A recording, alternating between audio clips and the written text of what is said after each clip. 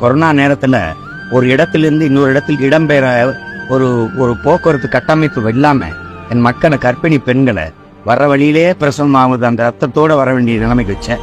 இறந்த பிணத்தை தோல்லே தூக்கிட்டு போற அளவுக்கு வச்சேன். மூட்டை முடிச்சல கட்டிட்டு வரும்போது இப்படி விட்டுட்டீங்களே நிதியமைச்சத்தை கேட்கும்போது அவ்வளவு வருத்தம் தான் கூட நீங்களும் அவங்க கூட போய் அந்த பைய வாங்கி நடந்து போங்கன்னு சொன்னா அந்த சிந்தனை எப்படிப்பட்டது? குஜராத் கலவரத்துல மக்கள் கொல்லப்படும் போது உங்க எண்ணம் எப்படியா இருந்தது? உங்க மனசு அப்படிங்கிறது உங்க மனநிலை என்னவா இருந்தது?